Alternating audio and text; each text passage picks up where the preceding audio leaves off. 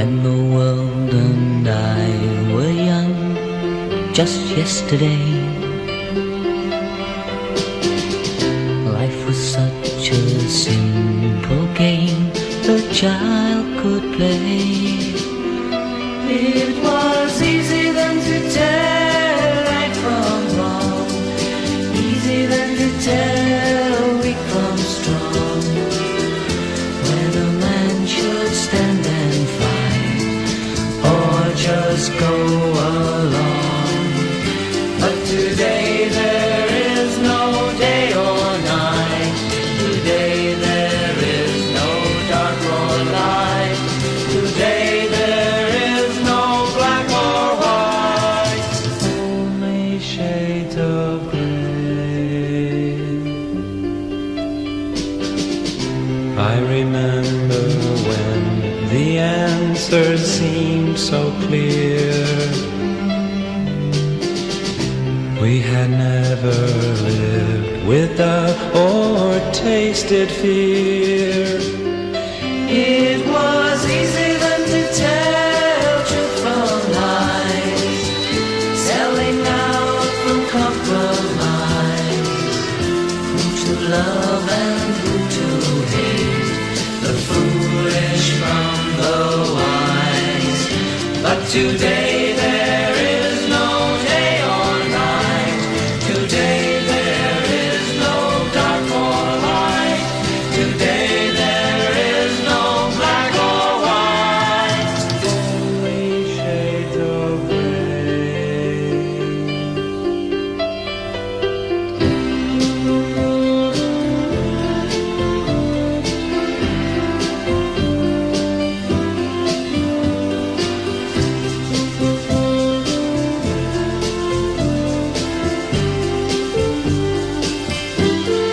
It was easy then to know what was fair, when to keep and when to share, how much to protect your heart and how much to care. But today there is no day or night. Today there is no dark or light. Today there is no black or white. Only shades of gray. Only shades of gray.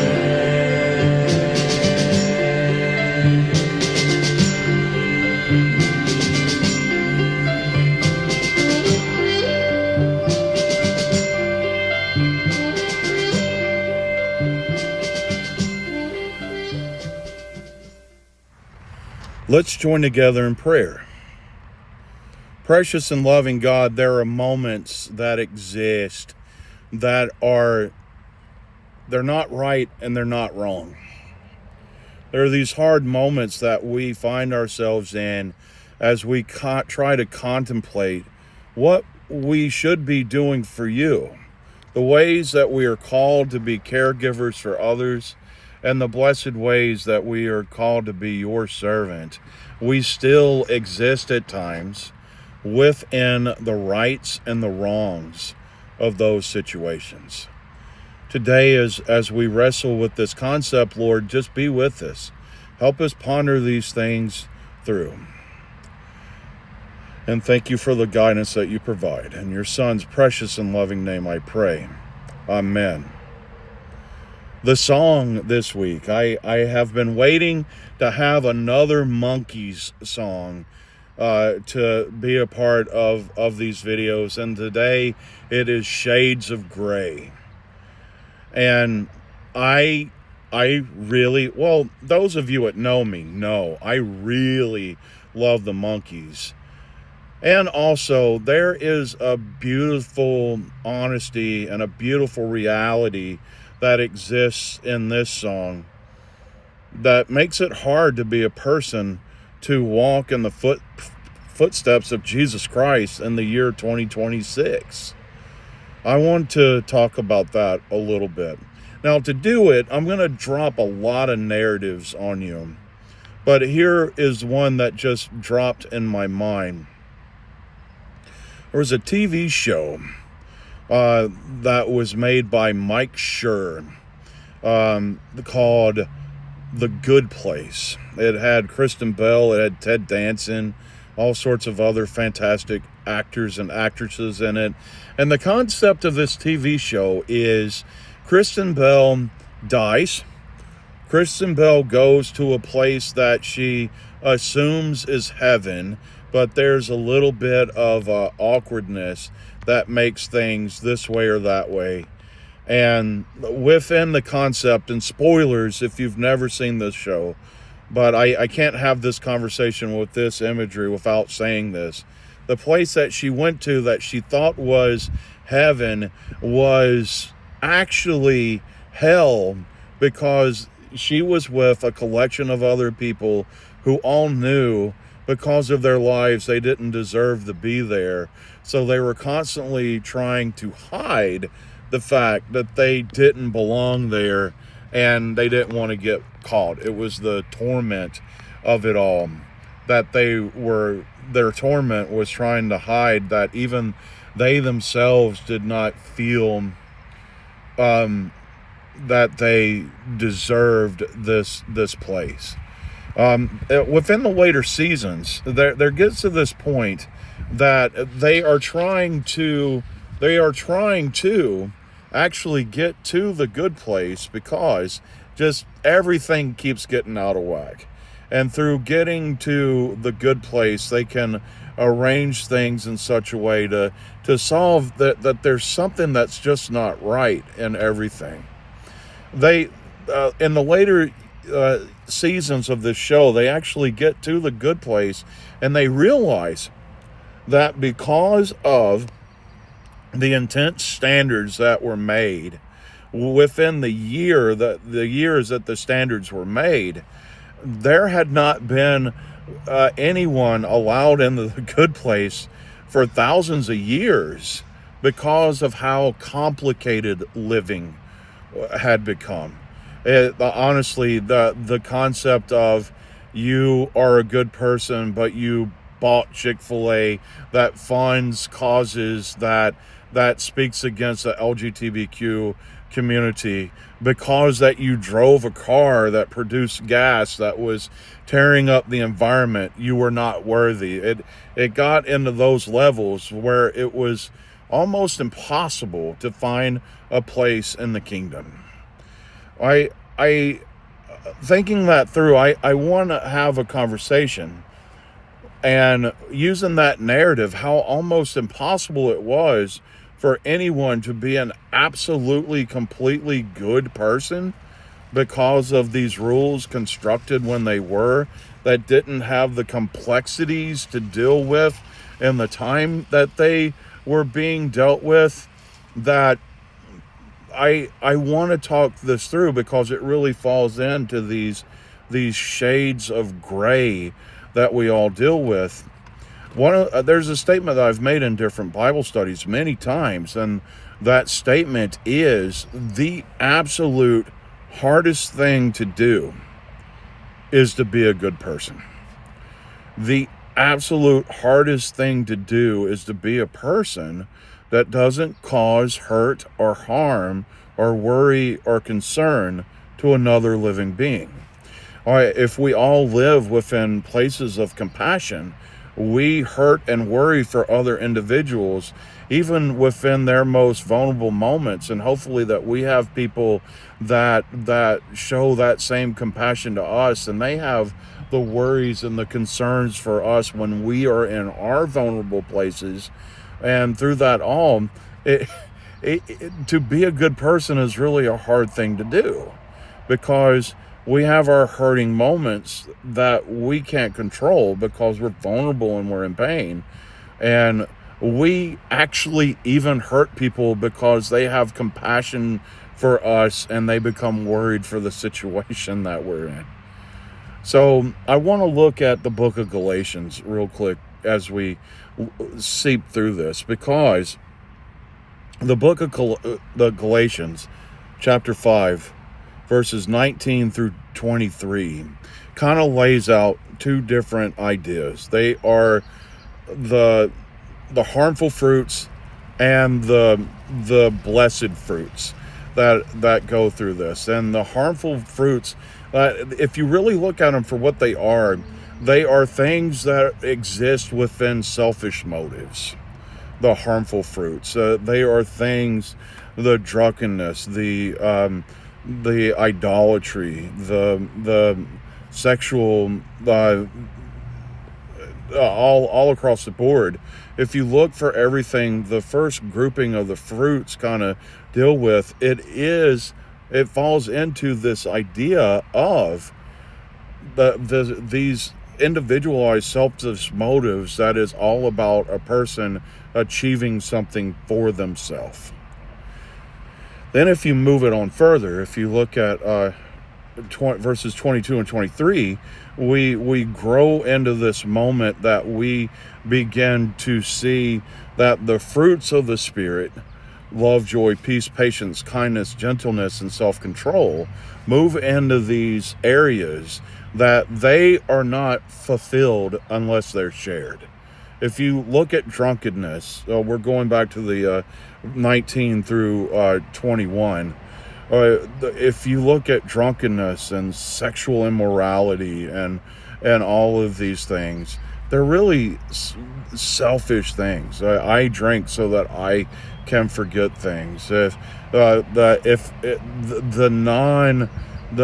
non-loving love that is all about a person having a feeling, that can be really individualized as well and harmful for another person. If you look at all those things, it truly is about one person trying to take on as much as they can so that they can have feelings for themselves. But if you look at the fruits of the Spirit, the love, joy, peace, patience, kindness, gentleness, and self-control, when you begin to look at those, you begin to see a collection of things that really are not fruitful unless they're shared. Love is incomplete without sharing it with another person. Joy is more vibrant when it's shared. Bringing others into a peaceful environment and sharing that peaceful environment, it brings more meaning the more people that we can provide those things for. So we look at all these things and we begin to see, if we truly begin to weigh things out, that the things that we do that make us the caregivers for the greater good, when we begin to process those things in such a way, and we can see that we are doing things for other persons, then it makes those shades of gray a little bit easier, and we become the empathetic caregivers that are truly doing things to help others. Now, when I began to think about having this conversation today, I thought about 3 comic book characters who are the villains of their universes. But if you break everything down to the core of their being, they could actually be the heroes of their own story. Well, let's go ahead and talk about the one that we'll all know the most, the one that I style my fashionable hairdo with. Let's look at Lex Luthor.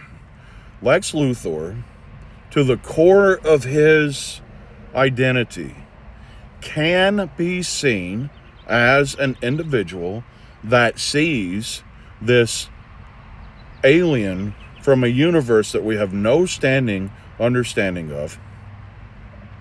This godlike creature that truly does have the powers if they go out of sync. And there's times that Superman goes out of sync in the comic books. Even if I remember correctly, I think it was Superman 3. Superman kind of gets out of sync in that movie because of some red kryptonite, and then things get out of hand.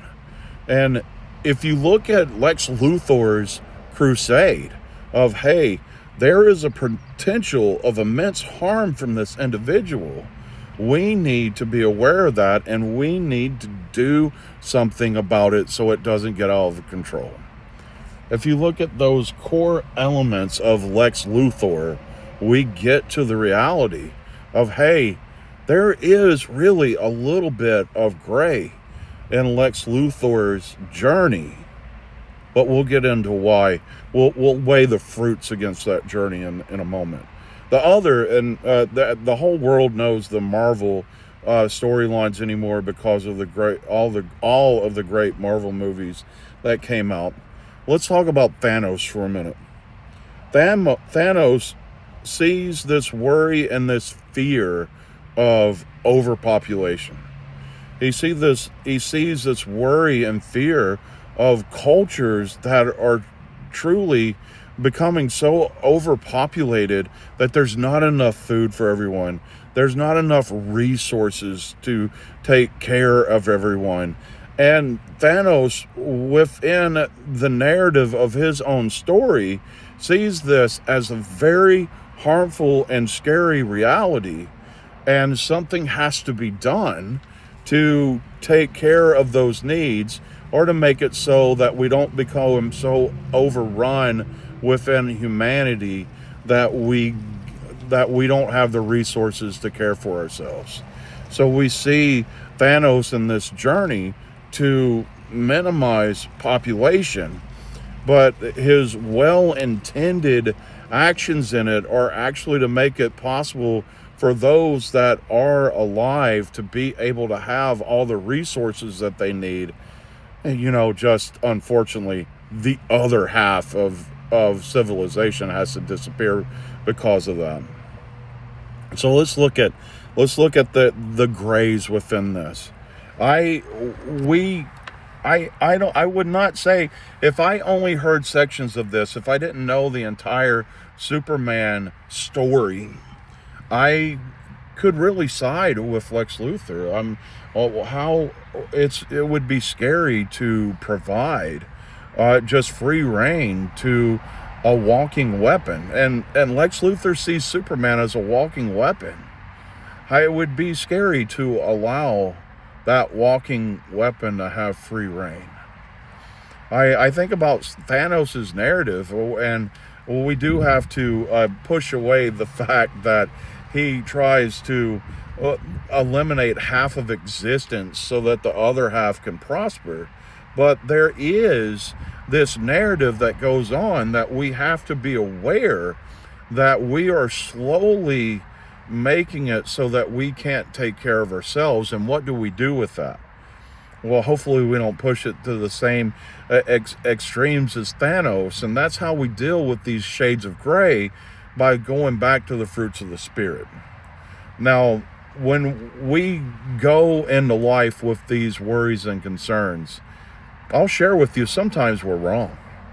I think about the numerous people that go out and fight for very harmful things. We see all of the banners out on street corners that talks about who can marry who, and marriage is between, and who God hates, and so forth. And that even within these individuals living narratives, I think within themselves, they see themselves as the hero of the story. But for us sitting outside of it, it's not a shade of gray. It is this truly scary place that we need to do something about. So we weigh these two narratives, and believe me, two comic book narratives really isn't anywhere close to reality, especially when you look at the reality that Lex Luthor became president of the United States and used all the funds to do things that he wanted, and he didn't care who he hurt or what other countries or what other citizens he hurt through doing so. God bless we don't have a real Lex Luthor in that place, he said sarcastically. But the reality is, we begin to process these shades of gray, and we go back to these verses in Galatians, and we look at, okay, is this the selfish motive, or is this a motive that is truly fruitful for others? Now, this becomes the scary point. This is where the shades of gray starts to set in, and things get very scary and very dangerous. I cannot do this with Thanos, but I can do it with Lex Luthor. Is it a selfish motive for Lex Luthor to have this supreme being exist with no filters, with free reign, that could cause so much harm to other people? Well, if you look at it in the core of that statement, I would have to say I go back and I look at peace, patience, kindness, gentleness, and self-control, and I almost start to agree with Lex Luthor. But the problem is, why is Lex Luthor doing it? And that's what we have to tear everything down to. We have to carry Lex Luthor's actions down, tear them down to its core. And deep down, Lex Luthor doesn't care that Superman has supreme power, and Lex Luthor doesn't think that Superman's going to hurt any other people. What Lex Luthor sees is someone that can hold Lex Luthor accountable. So even though we can shift through these shades of gray and even shine some light on some of Lex Luthor's intentions, the core element is Lex Luthor does not want to lose power or control, so he has to eliminate Superman so that he can keep it. Now, there's a lot of you thinking right now, well, this is a lot of comic books. What about the reality of our normal day? What I just shared is the reality of the normal day. We have a lot of friends who proclaim that they are trying to do things that are for the betterment of others, but the path that they're taking really does only provide for them the means of keeping control and keeping strength for themselves, and they don't lose things through this. I think about a lot of people that go after individuals, our LGBTQIA plus siblings, our dear friends within different immigration concerns, and across the board, there's all these things, and there is this lot of cost of, why do I have to give up things? Why do I have to lose things for these other people? And it really does become this quest that exists within the first half of these scriptures. It becomes the I-driven statements, and it doesn't truly remain in these places that people are caregivers. It becomes very scary in those moments, especially when people do more and more to defend their place and to defend their power, and they marginalize so many other people because they're doing that. It's scary. It's absolutely scary. So we have these moments of shades of gray in our lives. Now, none of us is Lex Luthor, none of us is Thanos, but we do get caught in these moments that we really do see this calling, this message to do something that is holy and just. That even when that we feel the call to go out in those places, we need to kind of stick in these moments that we do it in such a way that we are not creating more marginalized harm, but we truly are doing things that shows love, joy, peace, patience, kindness, gentleness, and self-control to other communities, so that we are actually empowering those communities. And then it's not about me. It's about making everyone else stronger. Thank you for sitting through this, for processing these feelings with me. My name is the Reverend Michael Drew Davis. As we exist in our shades of gray, please remember that the peace of the Lord Jesus Christ is always with you. God is love. Amen. This has been a presentation of Transcended Media.